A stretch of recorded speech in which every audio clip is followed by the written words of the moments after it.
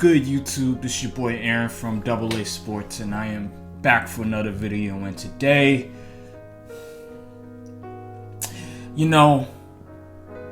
about 12 hours ago, the Lakers played the Golden State Warriors, and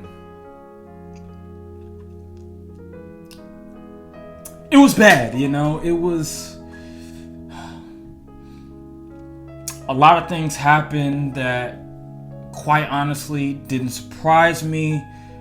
But there was one thing that, matter of fact, there was a few things that I just looked at and it just bothered me. Russell Westbrook, my guy, Brody, what the hell was that? Did you forget to play? Did you forget? Did the Monstars steal your ability or something? Because for some reason, it looked like you forgot to play a game of basketball. I get it. People are like, oh, we tried to tell you about Russell. This guy averaged 20 points, 10 rebounds, 10 assists, was an MVP, averaged a triple-double in 3 of the last 4 years. This guy knows how to play the game of basketball. All NBA player. He's won in the league before. Not a championship, but he's been in the playoff.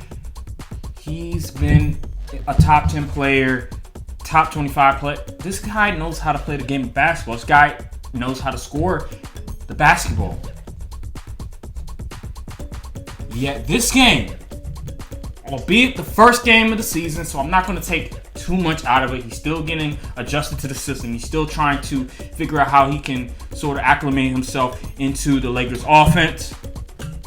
But Russell Westbrook, listen, making all of these just errors that shouldn't be made. I'd rather you just, if this is your first game, try to acclimate yourself into the offense. Maybe be a little passive. Maybe not go 1,000 miles tunnel vision like you did. For crying out loud, I saw you drive to the basket in the fourth quarter, getting charges called on you all over the place. I'm like, what are you doing? Like, they just gave it a ball, boom, he just went down court, boom. Try to drive to the basket, think that this is 2K. This is not 2K! Like Desmond said, this is not 2K, man. You can't just get the ball and then go straight a line to the basket like that, man. And you know this. You've been in the league for too long. You should know this. And then, besides Russell Westbrook, let me just address a couple of other things. Number one, the rotation. Obviously, it's pretty much a whole new team. So we're trying to figure out exactly what rotations work, what rotations don't work, defensive coverages and that nature. So it's all a work in progress. But my God, Frank Vogel, why would you play? I don't understand. Some of these coaches, I don't understand why do they do this. Why would you play Rondo and Westbrook at the same time? Come on, Frankie V. Nah, you don't even deserve Frankie V. Come on, Frank Vogel. Use your head. Use your common sense. Anybody with half a brain, anybody who knows a little bit about basketball will understand that you're not supposed to play Rondo and Westbrook together. It makes no sense. Why would you do that? That's my first gripe. That's my first just frustration when it comes to the game. Is that lineup? Why would you do that? Second thing, I don't understand why DeAndre Jordan was starting. That's just me. Why would you allow that to happen? DeAndre Jordan, honestly, in my opinion, he should not get any minutes. No minutes, really. It should have been AD at the 5, and then maybe you put Carmelo at the 4, maybe you put somebody else at the 4. But DeAndre Jordan, this is not 2015, man. This is not 2016. There's a reason the Nets got rid of him. He's a backup at best. He should not be starting. I would have rather liked Dwight Howard to start because Dwight Howard gives you energy. He's still very athletic. He can still guard the interior pretty well. I would have rather liked Dwight Howard to start at center because he was pretty decent. Although he gets fouls a lot, I still rather take that chance on Dwight than DeAndre Jordan, who's been very much declining every single year. So that's another point. That's another thing that just frustrated me about that game. Also, in terms of just the lineups, in terms of the defensive coverages and everything, communication, it was just awful.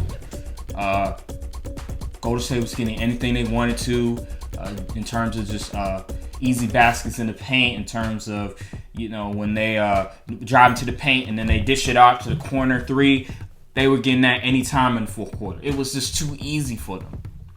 And I'm not going to really worry about that too much because I just think that comes down to getting sort of accustomed with one another, chemistry and everything, because I don't think they're communicating that much on defense. It just didn't look that way because there's no way if you're communicating on defense, you wouldn't allow that to happen so easily and so frequently. So that's another thing. So that's 3 right there. But I think the bright side of the game that I saw, and the reason why I'm not as concerned as some other people, is because the 2 guys that needed to really dominated, and that is LeBron James and Anthony Davis. And as long as those 2 guys are at their game, I think everything else will sort of figure themselves out. You get what I'm saying? Sure, yeah, Russell Westbrook is going to be a work in progress. It's going to be it's going to be definitely it's going to be a puzzle piece to figure out how we can sort of put the pieces together to get Russell Westbrook acclimated into the offense and be a efficient, be a productive player, right?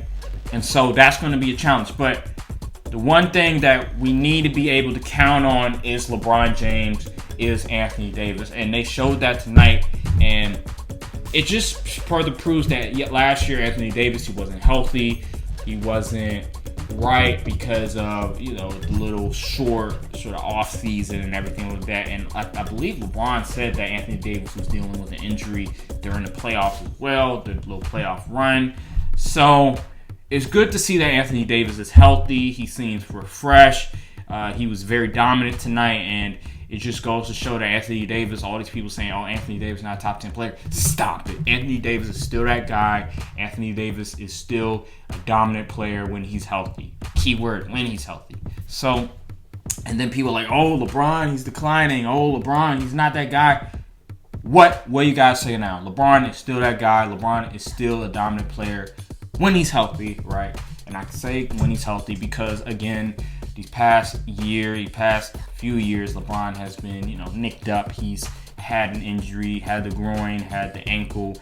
So as long as LeBron is healthy, as long as Anthony Davis is healthy, we have 2 of the top 10 players.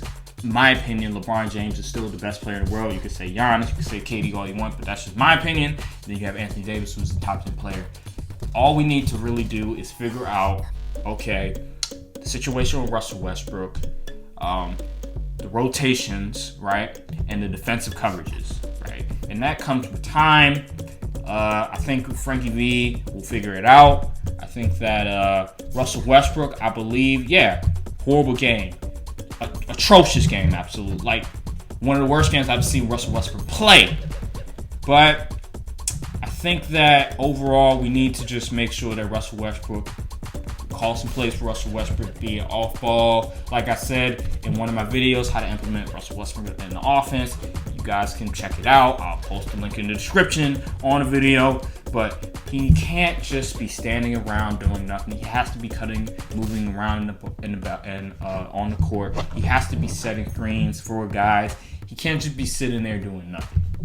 Because then, what is the point of him being on the team? What is the point of him being on the floor with LeBron, with AD? Also, I agree with Charles Barkley with this, is that when LeBron and AD are out, or maybe just LeBron is out, and Russell Westbrook is still in the game, the team should be moving in a faster pace. They should be playing Russell Westbrook style in terms of playing full court, getting out there and running. And I agree with that because then LeBron James is out of the lineup. You don't have to really worry about feeding the ball to LeBron. And Russell Westbrook could sort of start playing more of his style again. But it really is all dependent on will the coaches make the necessary adjustments in order to make sure that Russell Westbrook is feeded properly? And I think they will. I think they're smart enough. I just hope that they allow Russell Westbrook to play his game and Russell Westbrook is able to thrive, because that is really one of the key sort of question marks in this whole thing.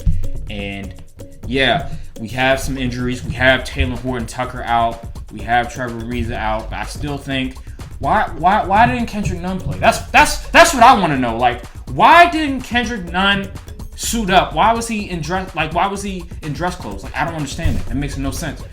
Play Kendrick Nunn. He can shoot the basketball. He can score the basketball. I don't understand why we didn't play him. So we need to figure that out as well. Overall, I'm not that much concerned. I expected this. I expected them to sort of come out the gate sort of not really having the chemistry sort of figured out yet. But overall, am I frustrated? Yeah, absolutely. But am I like concerned? No, because LeBron James, Anthony Davis look like LeBron James and Anthony Davis. But what do you guys think? Comment down below. Like, subscribe to the channel. I'm going to be posting more content, more basketball content. NBA's back, baby. I'm so excited. Thank you guys for watching the video, and peace.